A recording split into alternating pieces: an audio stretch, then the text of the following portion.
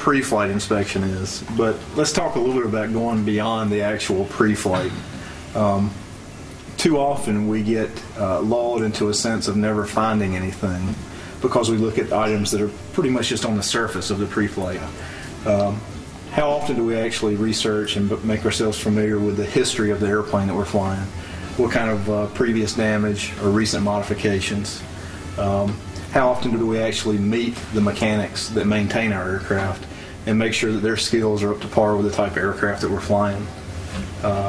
And also, how does this history of the airplane and the way we're getting ready to operate it, does that have any correlation? When it comes to maintenance, it's definitely something where you really want to have clear organization, everyone on the same page, and strong communication. I think every pilot is responsible to know and understand what the regulations are relative to maintenance of your aircraft. In my experience, many pilots don't consider aircraft logbooks and AD history and previous damage history as part of a pre-flight. But the regulations require that we as pilots know about these things. It's up to us to ensure the airworthiness of our aircraft. I think each pilot should be familiar with the history of the airplane that they are flying at the time, even to the extent of physically looking at the aircraft maintenance logs and any other paperwork that may be associated with that airplane. For most people, they may rent or they may have or be flying at a flight school, which really brings up a lot of items here. We're all taught how to pre-flight the airplane and generally look at whether it's flyable, but as far as looking at the paperwork and what needs to be available to the pilot, some things that we see are, first of all, pilots not even knowing how to look at a maintenance logbook, at an engine, an airframe, a propeller, or components logbook, and they may be able to rattle off, yes, it has to have a 100-hour, it has to have an annual, it has to have every 24 months a transponder pedestatics check. They can rattle that off, but they're not familiar with really looking at it and seeing how those maintenance items are recorded in a logbook, which I think is part of an instructional process that each and every pilot should at some point early on look at the airplane that they are flying's logbooks, maintenance logbooks. And then they can look at airworthiness directives, and they can look at the listing and understand better by looking and actually experiencing, what the logbooks say, so that when they go fly another airplane, they'll be able to look at those logbooks as well. I think in this subject it's very critical right now in the cultures of the schools and the people that are renting airplanes. There's quite a gamut of very, very strict adherence to the rules and the inspections and the pre-flight and all the documentation is there, all the way down to some schools will actually say, well, the airplane's pre-flighted first thing in the morning by the first student, we don't pre-flight it the rest of the day. Or, gee, that's maintenance's job to strain the fuel, the diesel fuel, let's say, in one of the Diamond diesel airplanes. Well, maintenance is supposed to strain the fuel and check for water. So there's school cultures and operator cultures that come about as far as what is the norm as far as a pre-flight is concerned. And I think that's what, if we talk about going beyond the pre-flight, maybe going beyond what is the norm at your school or your FBO or your operator's facility, but really know what else we have to look at. And just because nobody else gets on a ladder and looks in the fuel tanks, or nobody else actually gets up and checks the stall warning horn on a Cessna way up there, doesn't mean that you don't. And once again, the manufacturers have pre-flight checklists, and so we should use those. We should go through those. But I think we also need to be able to go to the maintenance logbooks, to the mechanic that has been taking care of that airplane, and say, here, tell me a little bit about this airplane and what's involved in the maintenance. Yeah, I think the more you can learn from everybody, the more benefit you're going to have from a pilot awareness point of view. Yeah. Right. I definitely agree. As an aircraft owner, one of the things I stress, especially when my aircraft's in maintenance, is I try to talk to the mechanic during let's say once a week to find out what's going on with the airplane, and so, or just show up and observe, things that are being fixed, and it provides so much more comfort in knowing more about your airplane when you fly. And let's say there is something to troubleshoot, well, you can refer back and say, well, this airplane has had certain issues or reacts certain ways when in certain situations.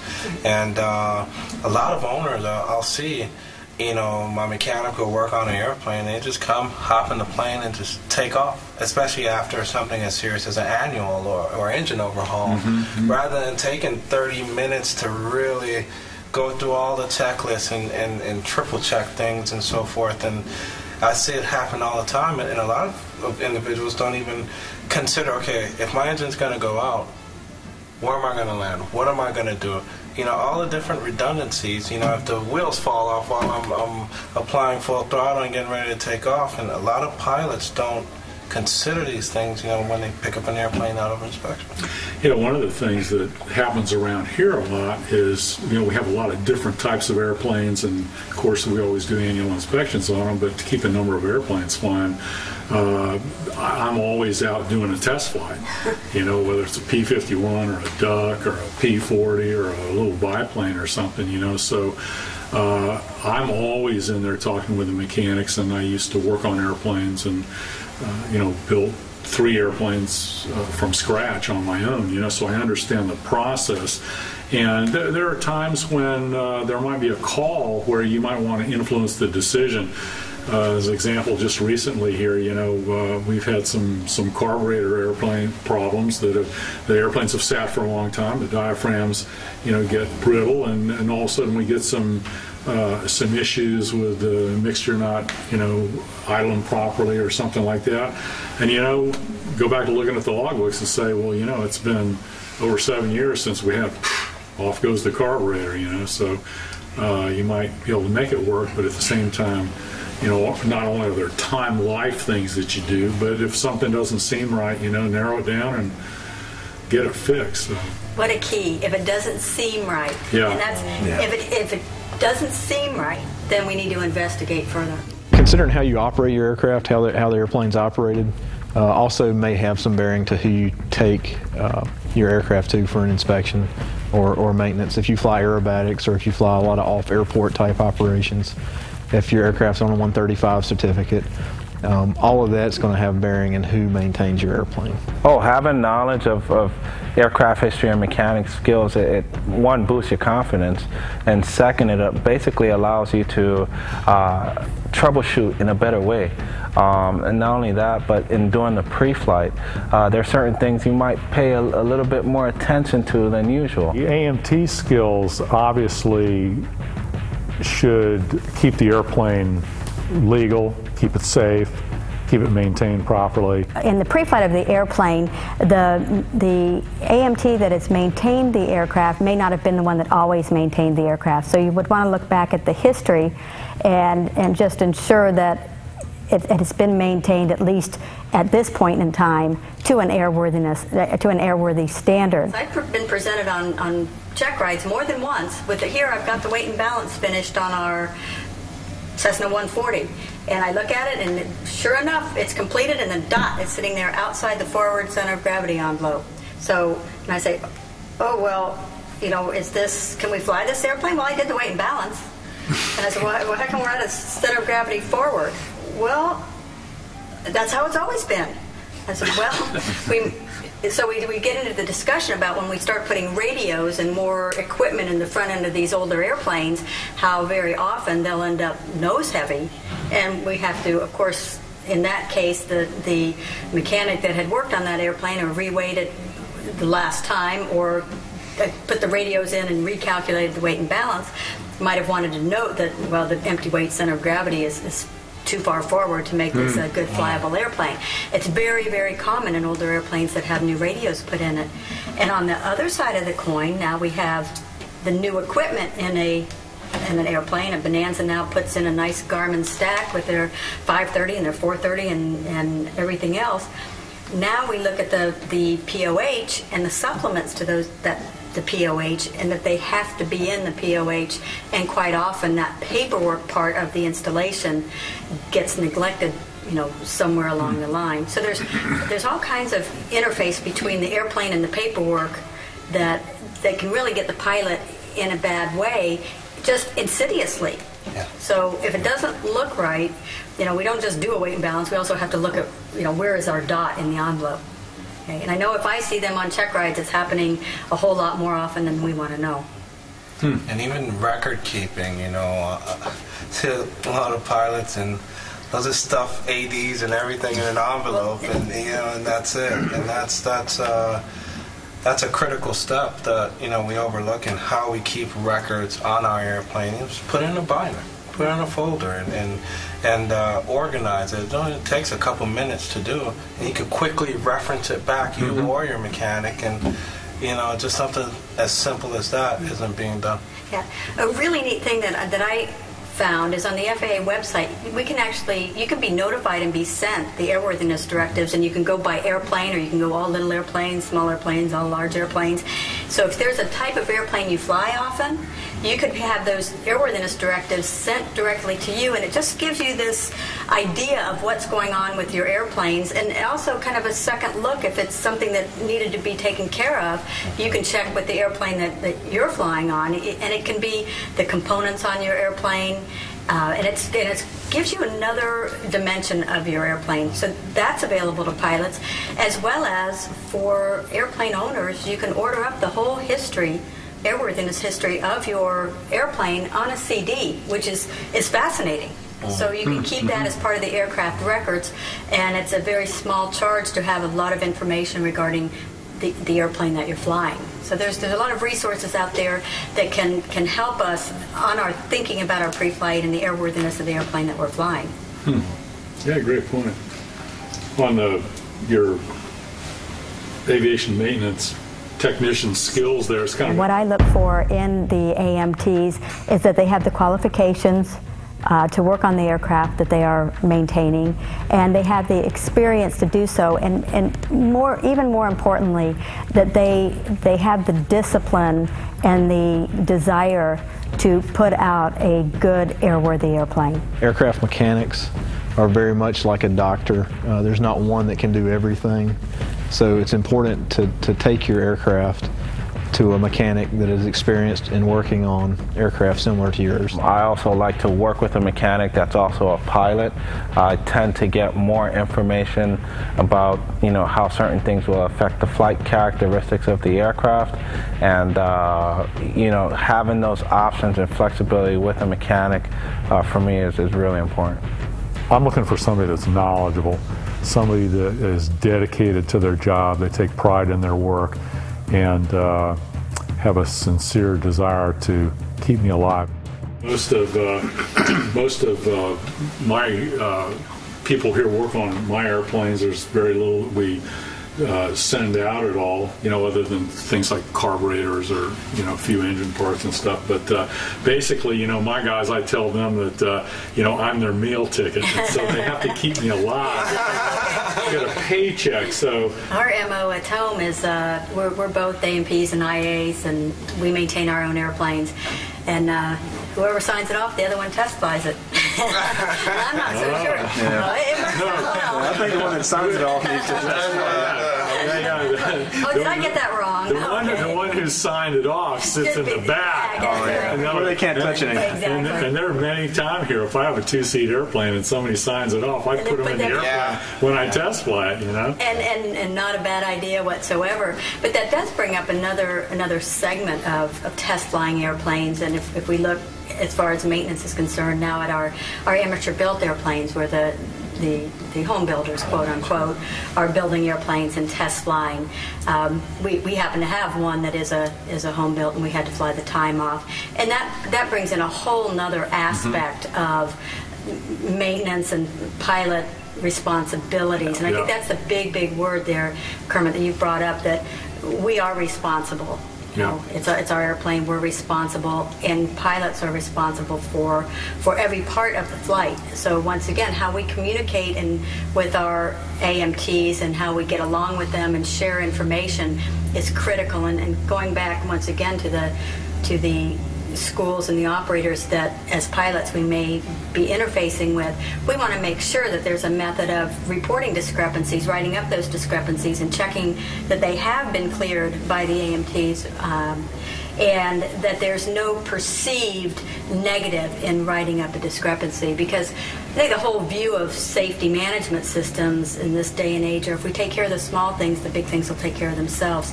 So it might not seem like it's that bad just because the door latch is broken or just because this light doesn't work.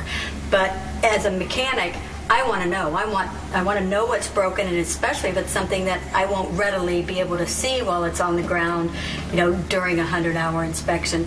Let me know what's going on with that airplane so we can fix it. And I think that communication between the operator of the machine and the maintainer of the machine needs to be opened up, and really we need to start talking and communicating with each other better so that we can make sure that our airplanes are in an airworthy condition. Yeah, well, one of the things I make sure of is whoever's working on my airplane, I try within the best of my power to make sure that individual has a pilot's license, because it does make a difference in opinion of certain parts that needs to be fixed and adjusted. It makes a serious difference in opinion compared to one that doesn't have their pilot's license, from the standpoint of even just communicating to you as a pilot, well, what does this mean? How can this affect you? It provides additional comfort. When you did your flight around the world, Barrington, obviously there was a lot of flying time.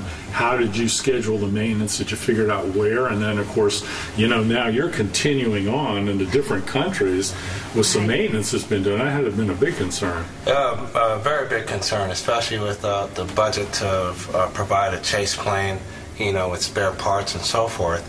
And I had the aircraft serviced in Greece. I had it serviced in Dubai after flying through a sandstorm at 17,000 feet.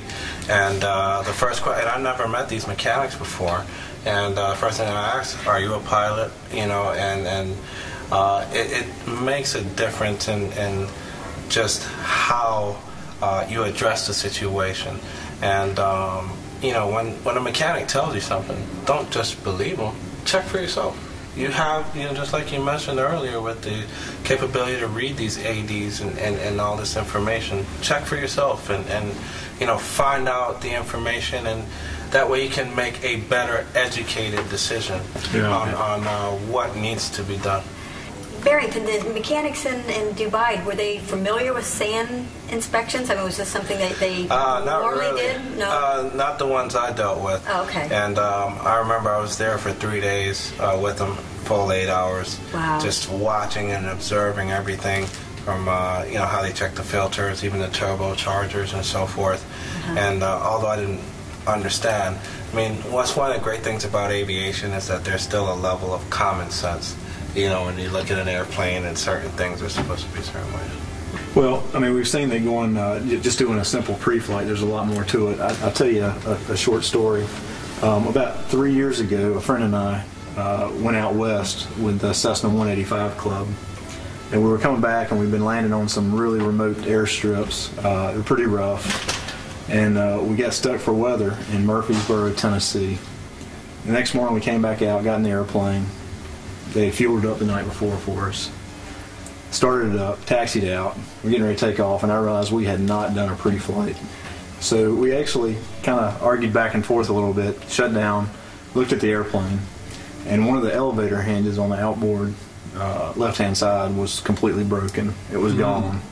And that one discrepancy there, it could have happened pushing the airplane in and out of the hangar. It could have happened because of the type of airstrips we were flying on.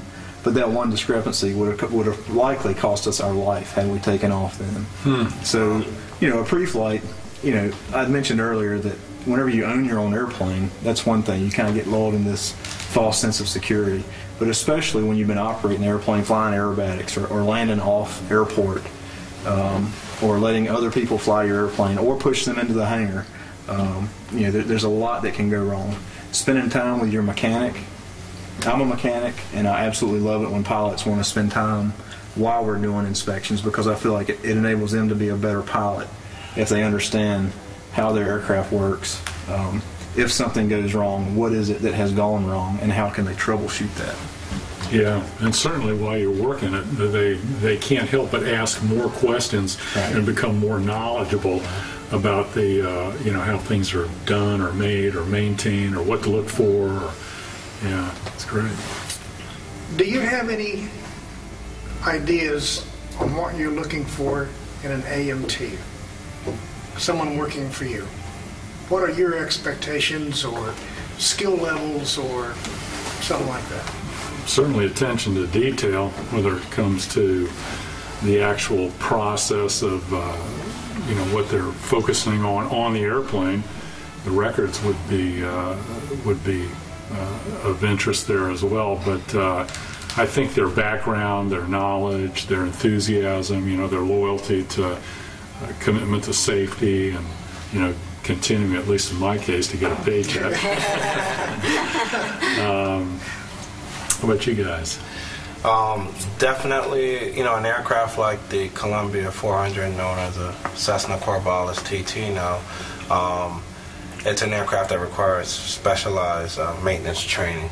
And, for my mechanics, I make sure that if you're not with the dealer, that you have to show me the certificate that you've taken that training with the manufacturer to work on the aircraft, and how recent is that?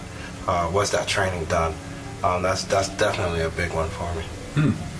Yeah, I agree. I think AMTs are a lot like doctors, in that you're not going to find one that does everything. And because of that, I think based on the type of aircraft that you fly, you have such a wide array. I would imagine that you have employees that kind of focus on a certain type, maybe warbirds or the antique stuff. Same thing, if I'm looking to have someone work on my airplane, I'm going to try and take it to someone that's used to new technology, glass cockpit, or used to open fabric and wooden structures or steel tube structures, etc. Yeah, great point. I agree with everything you've said, and I think your summary of the qualities of the person of the AMT is right on target, absolutely on target. Of course, if you're at a small local airport, you might even ask to see their certificates, or look it up on the FAA website and ensure that they do hold a certificate that they say they do, not that really happened too much. I think in the end it's basically common sense. Everybody's going to be in a different situation. I fly my own airplanes. I have my own staff. We've got 2 AIs on board, and everybody else is pretty much an A&P. You may be teaching at a school. You may be renting at a school. You may own your own airplane that other people work on. Or you may have your own airplanes that you either built or whatever, So the bottom line is common sense, Understand the capabilities of yourself, understand the capabilities of your limitations and expertise of your mechanics working on your airplanes, and understand what the paperwork requirements are and everything else as well. So I think it's knowledge with experience creates wisdom, and so hopefully we all can continue learning, not only from our own mistakes and learning opportunities, but others as well. So I can give one last example that kind of brings a few of those items together, as far as if it doesn't look right or if it doesn't seem right, it might not be right. I had the opportunity to fly with a student on a private pilot check ride. He owned his own airplane, and he pre-flighted it very well. And just a note, I had seen his airplane the week before in 25 to 35 knot gusts, and there was no control lock on it. And I had gone to see if somebody could locate the owner to put the gust lock on it, and I even made comments to everybody, this airplane's getting roughed up pretty well. But anyway, we took off, and I could not figure out why in calm winds he kept holding the yoke like this. And we took off, and we're going down the runway like this, and we took off, and we're climbing out, and I look over to see if the inclinometer centered. It's centered, and he's still holding the yoke like this. So we climbed out to about 2,000 feet, and he's still holding the yoke like this. I finally said, is your yoke always like that? And he goes, well, my elbow's up here, so I have to hold it like this. I thought, well, that's quite odd. And so I let him climb out a little bit further, and I said, you know, may I have the controls for a minute? So straight and level was like this. And I asked him, I said, is your yoke always like this and straight and level? Well, I can't, a little bit. I said, well, is this more than usual? And he said, well, I don't know. So we went and we flew a little bit, and I'm waiting for him to say, you know, there's something wrong with this airplane. I'm giving him the opportunity, and I'm thinking the airport's right back there. And I'm thinking, well, is this going to get progressively worse? So I'm thinking to myself, there really is no question as to whether we should go back or whether we should go back. So I prompted him enough that he finally decided we should go back and land, which we did. And he called his mechanics in to look at the airplane. They came in and they looked at the airplane, and they said, yeah, the rigging's, it's out of rig. And I said, well, just as a note, it was in a strong windstorm without the control lock in. And they're like, oh, okay. Well, in the meantime, there were a couple other discrepancies that had not been addressed. To make the bottom line was, after 3 hours of the mechanics working on it, the mechanic came back to me and said, well, it still needs to be re-rigged, but we can't really find anything that's wrong. Are you okay taking this airplane? And I said, that is not my decision. That is the applicant's decision. And I said, I only have one question for you, sir. Is that aircraft airworthy?